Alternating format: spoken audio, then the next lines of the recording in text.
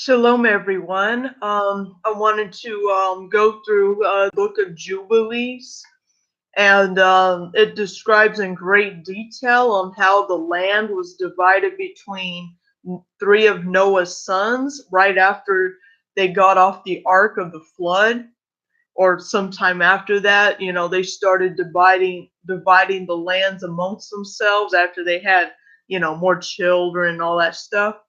So not only I'm going to read from the book of Jubilees, but I also got a map to point out the directions on where they were migrating to when they divided the land. So this is going to be a great subject, and I hope you all enjoy this. So we're going to start out in chapter 8, verse 8. That's when it starts talking about how they're going to divide the land. It says, in the 6th year, she bore him a son, and he called his name Peleg. For in the days when he was born, the children of Noah began to divide the earth amongst themselves. For this reason, he called his name Peleg. And they divided secretly among themselves and told it to Noah. And it came to be in the beginning of the 33rd Jubilee that they divided the earth into 3 parts, for Shem and Ham and Japheth, according to the inheritance of each, in the 1st year, in the 1st week, when one of us who had been sent was with them. He called his sons, and they came near to him, they and their children, and he divided the earth into the lots, which his 3 sons were to take in possession. And they reached out their hands and took the writing out of the bosom of Noah their father. And there came forth on the writing as Shem's lot the middle of the earth, which he should take as an inheritance for himself and for his sons and for the generations forever, from the middle of the mountain range of Rapha. I'm going to, actually do the map after I'm done, or I can do it while doing it. It'd be easier, actually. But I'm going to put this book down real quick and kind of put it under my laptop to keep it open. And I'm going to hold up a map for you. Yeah, this is basically like the map of the world. I don't know if it looks like it's kind of showing backwards on the camera, but anyways, this shows like the North Pole in the center and Antarctica around the edge. So this is the projection of the map. So just to get a good view. So I guess we'll zoom into the Asia, Africa, and Middle East area, because that's kind of where they divided the land at. So yeah, this camera is making this look backwards, actually. Okay, maybe the camera is just has like a refractor or something in it. I don't know, but it's making the image look backwards. But just to, I guess we'll do it without the map then. Yeah, because the image, because I can see the camera and like the image literally flipped backwards on the camera to what it is in real life. So, all right, so I guess I kind of will name the countries or the areas then instead of doing a map. All right, so from the middle of the mountain range Rapha. All right, so I'm just kind of double checking the map real quick. And from the mouth of the water from the river Tina, and its portion goes west through. And by the way, let me tell you this: we're in like Saudi Arabia and the Middle East area right now. So we're like, basically Shem's portion, to be exact, is like the Middle East area. All right, and his portion goes towards the west through the midst of this river, and it extends till it reaches the water of the abysses, out of which this river goes forth, and pours into the waters, into the sea meet, and then, or media, in other words, and this river flows into the great sea. So let me stop right here. Let me kind of tell you exactly what the bodies of water really were actually. So, so basically, like, okay, sea, the Sea of Media, this has to be one of the seas that's, let me see, out of which the river forth and pours its water into the Sea of Media, and this river flows into the Great Sea. So yeah, it's all connected. There's like different seas or whatever. But I know the Great Sea is the Mediterranean Sea. Well, I'm gonna keep reading. I might refresh my memory with the other ones. And all that is towards the north is Japheth, and all that is towards the south belongs to Shem. Oh, okay. You know what? They're dividing the part where it's kind of like the eastern of the Middle East. They're kind of dividing that border. That's what it's doing. So I'm talking about the sea that's kind of borders with like Russia and Turkey, but Shem has the towards the Middle East, and Japheth has the part towards the north. Um, all right, so and all that towards the south belongs to Shem, and it extends until it reaches Carousel, and that is in the bottom of the tongue, which looks towards the south. It's talking about the Saudi Arabia tongue, like, you know, the actual shape. You know, they call it a tongue when it's like a peninsula. So, anyways, and his portion extends along the Great Sea, so bordering with the Mediterranean Sea, and it extends in a straight line. You notice Saudi Arabia has like a straight line in between, like there's a sea in between the Africa continent and the Saudi Arabia border. So that sea right there, they're talking about that border now on the west of Saudi Arabia area.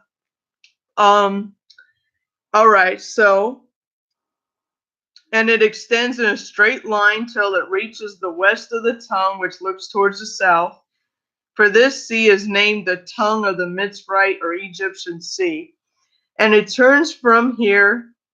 Oh yeah, that makes sense. Yeah, that sea, yeah, that one is bordered with Egypt. So if I were to kind of pull up the backwards map through the camera, of course it's talking about, I can see, oh yeah, this camera's definitely backwards, so it's making Africa backwards too. So that sea right here that's in between like Egypt and Saudi Arabia.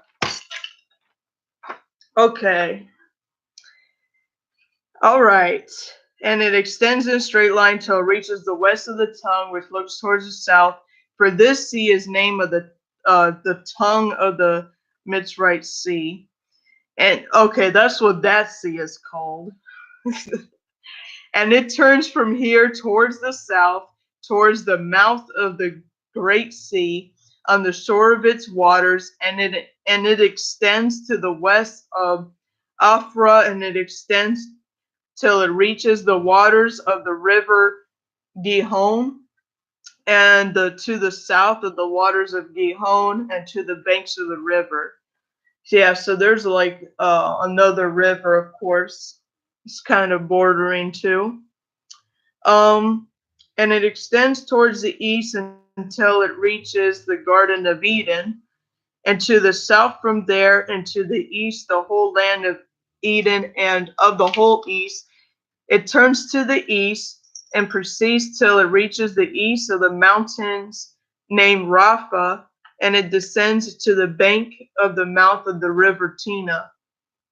So okay, so basically its portion kind of goes to like Persia area, kind of going towards the Himalayan mountains also. So that's like the eastern border. It kind of borders like Himalayan mountains, and then it kind of goes back to that river Tina, which is basically that river right there. Let's see.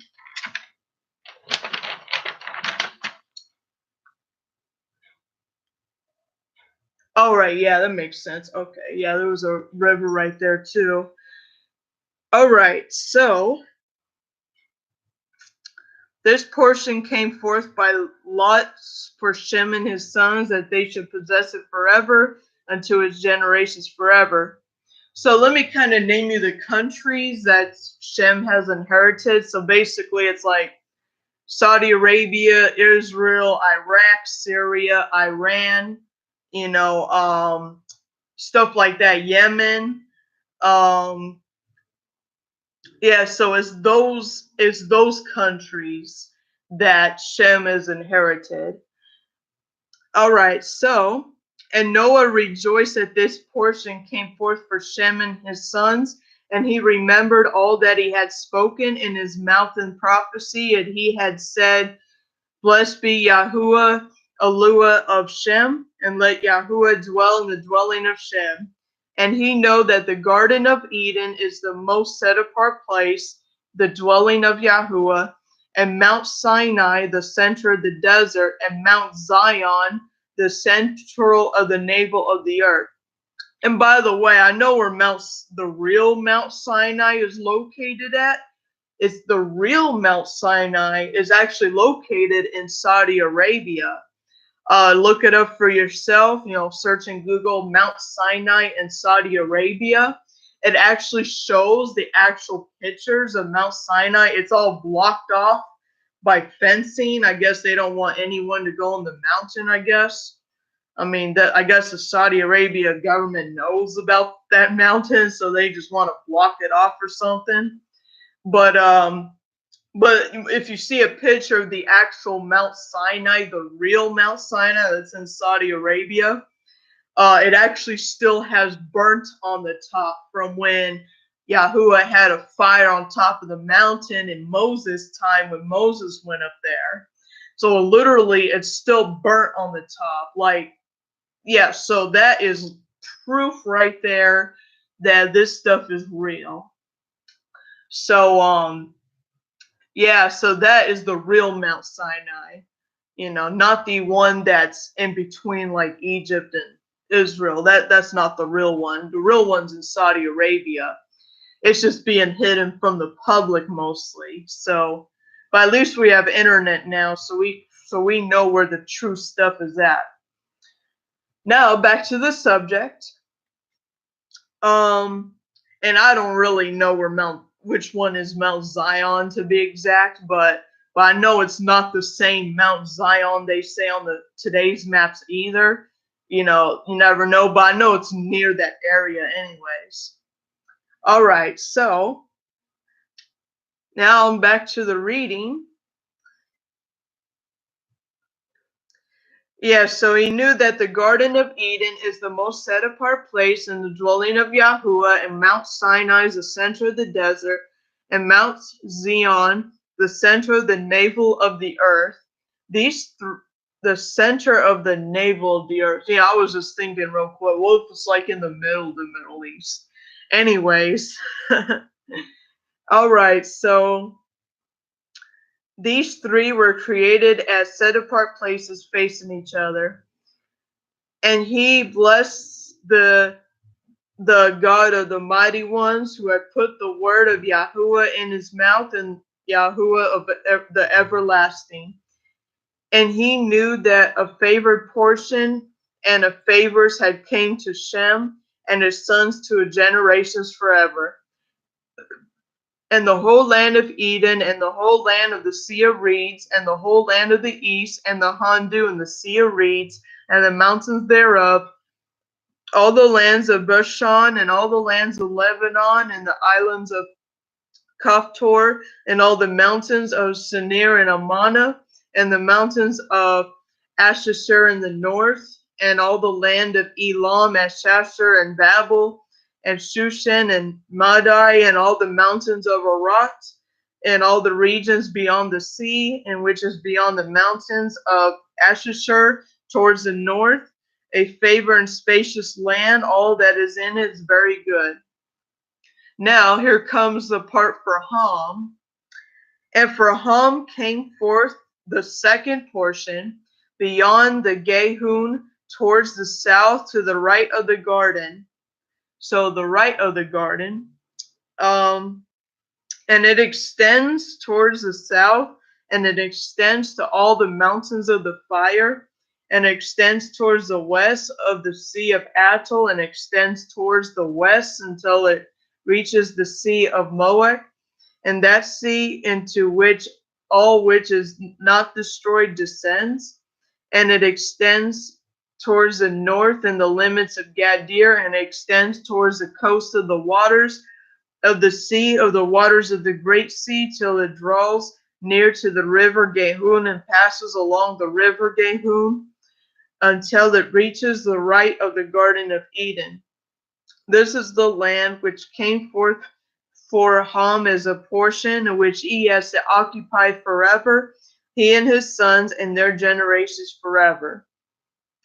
Now let me tell you this. Ham's inheritance was literally like Africa, like, well, he was in northern Africa first, but obviously it extends southward, from over time when the population grows or whatever. So he basically inherited Africa. And by the way, when I'm done reading this, I'm gonna tell you why why it's those specific continents. Well, it'll actually be in the last verse of chapter 8 anyways. So now for Japheth came forth the third portion beyond the river Tina to the north of the outflow of its waters, and it extends northeasterly to the whole region of Gog, and to all the country of east there, and it extends northerly to the north, and it extends to the mountains of Kelt towards the north, and towards the Sea of Moab, and extends to the east of the Gadir, as far as the regions of the water of the sea, and it extends till it approaches the west of Pharaoh, and it turns towards Aphrag, and it extends easterly to the waters to the Sea of Meat, or Media, and it extends to the region of the river Tina in the northeasterly direction until it approaches the boundary of its water towards the mountain of Rapha, and turns around towards the north. And this is the land which came forth for Japheth and his sons at the portion of his inheritance, and which he should possess for himself and his sons to their generations forever. 5 great islands, and a great island in the north.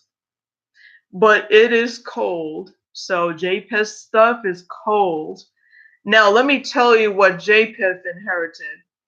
Europe, Russia, and Asia. That's what he inherited. Like the northern parts of Asia. It's mostly like Russia and Europe, basically. And the land of Ham is hot. You notice Africa is hot because it's all towards the equator.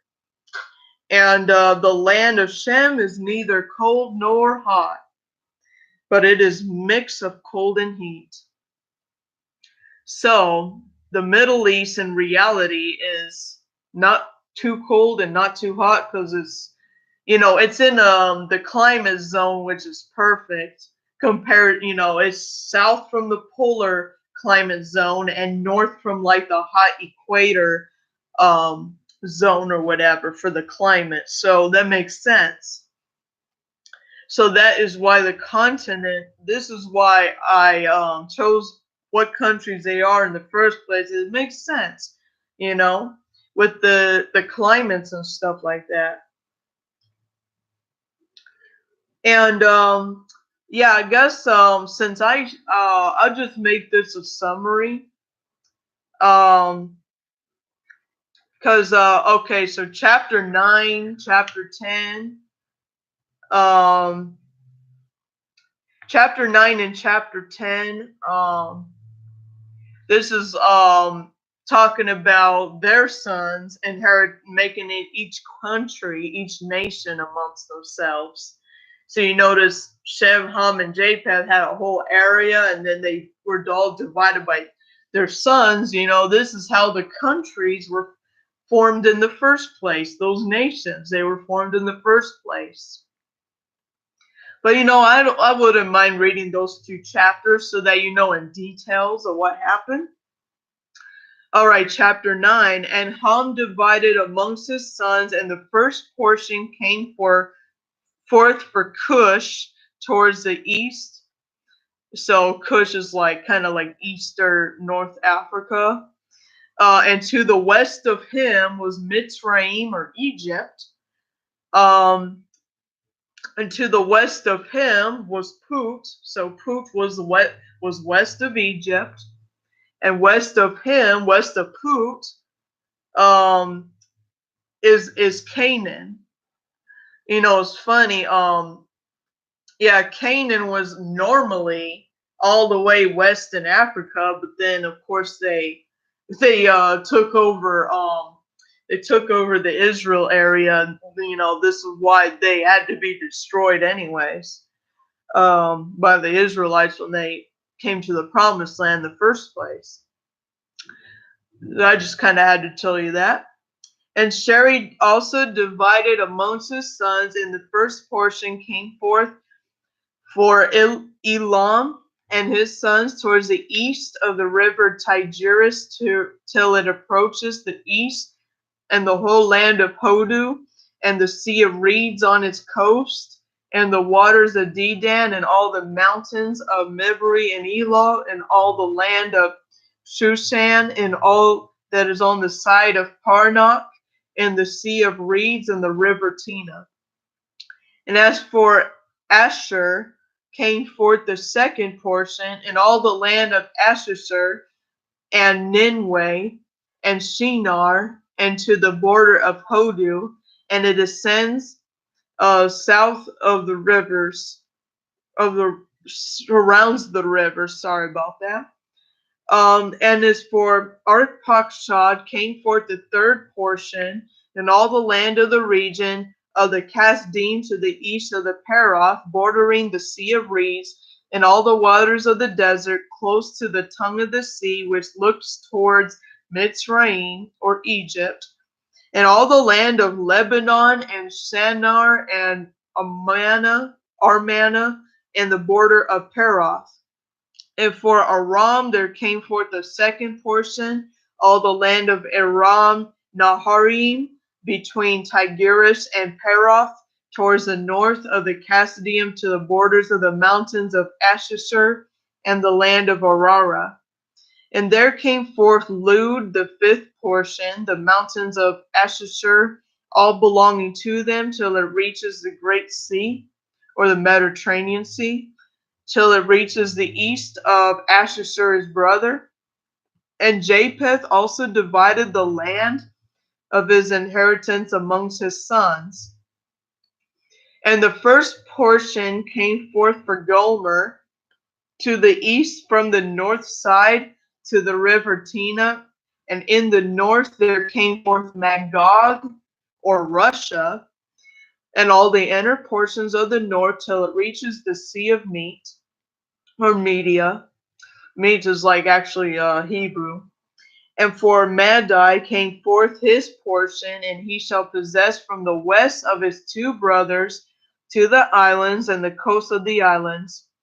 And for Yawan, or Greece, came forth the 4th portion, every island of the islands which is towards the border of Lud. And for Tubal there came forth the 5th portion in the midst of the tongue, which appears towards the border of the portion of Lud to the 2nd tongue, to the region beyond the 2nd tongue, to the 3rd tongue. So basically Tubal, inherited Italy and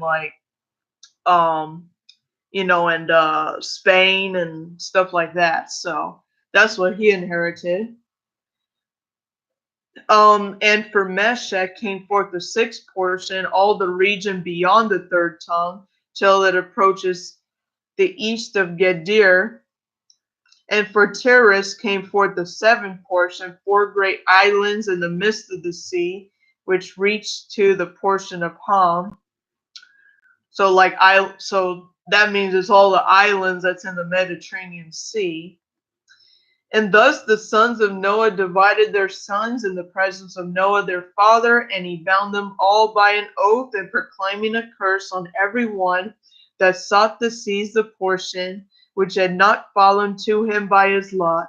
And they all said, So be it, so be it, for themselves and their sons forever, throughout their generations, till the day of judgment, on which Yahuwah Elohim shall judge them with the sword with fire, and for all the unclean wickedness and of their strains, in which they have filled the earth with transgression and uncleanness and whoring and sin. So, all right, so that was it for the inheritance of Shem, Ham, and Japheth. Now, over time, they kind of was trying to get jealous and try to take over the Middle East. You notice right now there's a lot of wars in the Middle East because they're fighting over the land of Shem, even though it's a mixture of people dwelling there. The Jews in Israel right now, they weren't actually the actual Jews at all. They're actually from the nation of Ashkenaz, which was one of the nations of Japheth, towards like Western Russia area, like Turkey area, Ukraine, that area. So actually, that's where they came from. So they actually were not. They're not Shemites. So don't be deceived if somebody says, "Oh, you're anti-Semitic." Really, they're not really the bloodline of Shem. They're really Ashkenaz from the actual like bloodline of Japheth. They're not Shems at all. But anyways, this is why they've been kind of fighting a lot, because people keep trying to take the land because it's nice weather there, and they don't like how it's too hot in Africa, too cold in Europe. So that's why they're trying to fight over the Middle East, because they have the best like resources and weather and all that stuff. So it makes total sense. And you notice I read towards the end of chapter 9 that it's going to be cursed those that want to take the land that's not theirs. No wonder why there's a lot of wars going on. This has been going on since they've been starting to try to take each other's land masses.